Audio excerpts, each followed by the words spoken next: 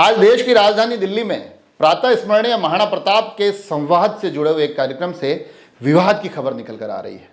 जी हाँ, एक कार्यक्रम महाराणा प्रताप के जन्मोत्सव के निमित्त वहां होना था, मगर बताया जा रहा है कि जिस परिसर में होना कार्यक्रम तय हुआ था, आखिरी क्षणों में वहां उस कार्यक्रम की अनुमति नहीं मिलती है।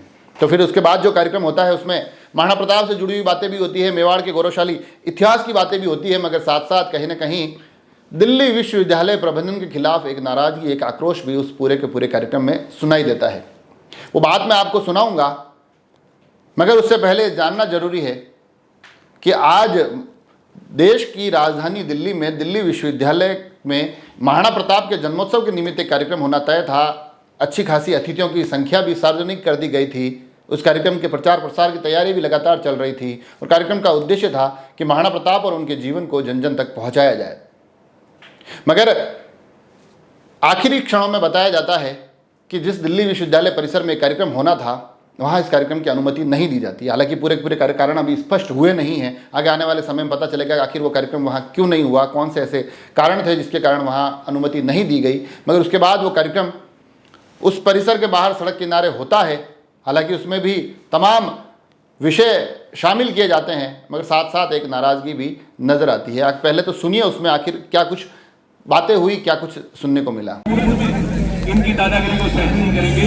ये बात आप सब हजारों लोगों ने आज ये साबित कर दी। अगर इस यूनिवर्सिटी प्रशासन को लगता है कि ये किसी जाति का कार्यक्रम है तो ये बहुत बड़ी बात है।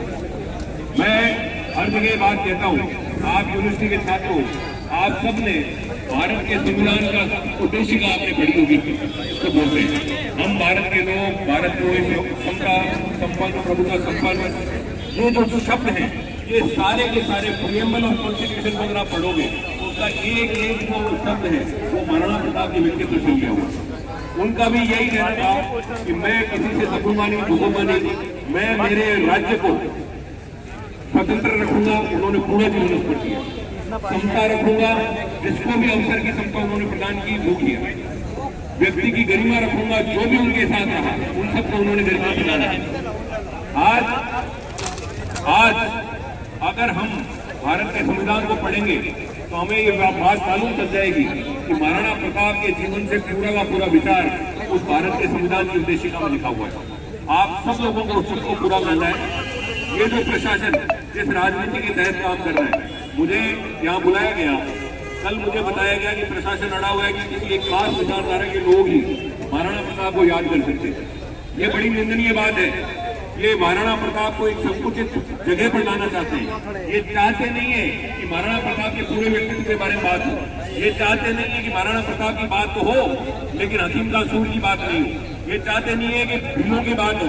ये केवल महाराणा प्रताप की बात करना चाहते हैं और उसमें केवल एक विचारधारा के व्यक्ति तो ये मानते हैं कि हम लोगों को पेटेंट कराया था। ये बहुत बड़ी भूल है। ये बहुत निंदनीय बात है कि आज भारत में, भारत की राजधानी में महाराणा प्रताप का कार्यक्रम हमें एक सड़क पर करना पड़ रहा है, जबकि इतना बड़ा विश्वविद्यालय उनके पुरखों का दिया हुआ जमीन जिनकी जीती हुई उन लोगों को आज बाहर बैठना पड़ रहा है और आज हम देश के अंदर भी घुस पा रहे। ये बहुत बड़ा प्रशासन की बात है।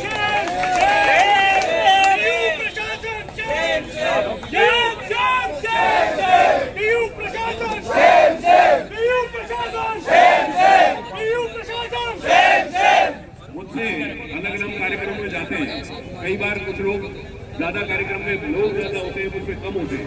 मैं वहाँ एक उदाहरण हमेशा देता हूँ कि अमेरिका की आजादी के लिए जब आवाज हुआ तो वहाँ पर 55 लोग पहुंचे और पूरा अमेरिका आजाद करा गया। तो हमको उससे कम 10 गुना ज्यादा लोग हैं। और ये जो गेट के बाहर जो हम ये कार्यक्रम कर रहे हैं, इसकी दूध पूरे हिंदुस्तान में जाएगी। मैं आपको आज लिख कर दे रहा हूँ।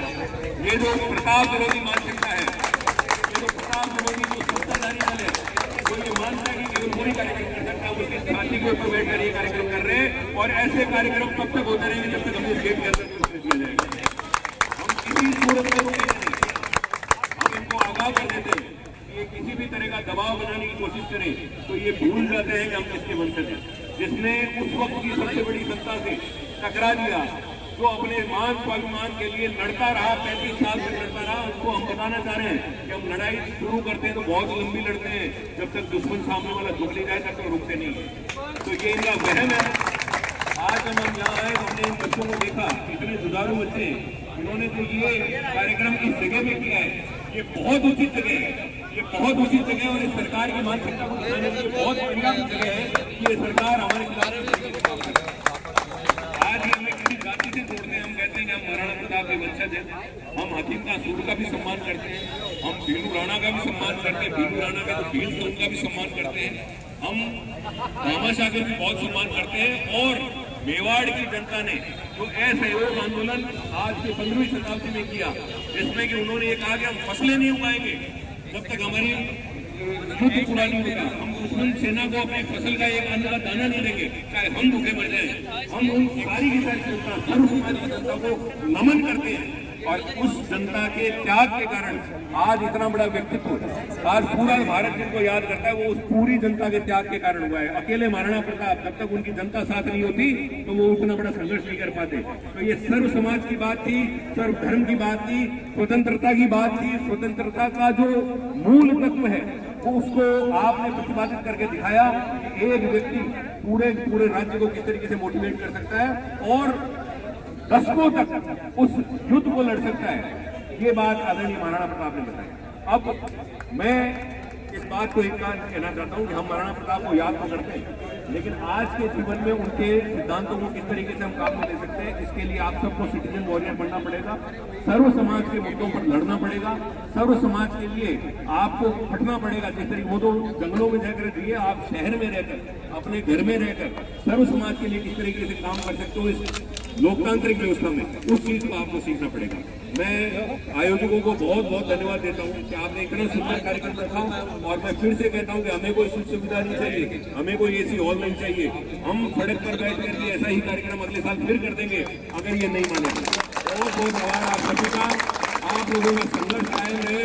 महाराणा प्रताप की जय। बहुत बहुत आभार। तो देखा आपने, देश के गौरव, स्वाभिमान के सबसे बड़े प्रतीक प्रातः स्मरणीय महाराणा प्रताप से जुड़ा हुआ एक कार्यक्रम हो रहा है। अच्छे खासे वक्ता उसमें मौजूद थे, मगर किसी भी स्थिति परिस्थिति के बाद भी अगर उस कार्यक्रम को सड़क किनारे संपन्न करना पड़े तो ये हम में से हर एक के लिए विचारणीय विषय है। हालांकि क्या कारण रहे, वो कारण जब स्पष्ट होंगे तो वो पहलू भी आप तक पहुंचाता रहूँगा, पहुंचाने की कोशिश करूँगा। मगर आज एक कार्यक्रम इस प्रकार का भी देश की राजधानी दिल्ली में देखा गया, जहाँ होना संवाद था मगर चीज़ें विवाद की तरफ बढ़ती दिखाई दी। जुड़े रहे राजसमंद एक्सप्रेस से। धन्यवाद।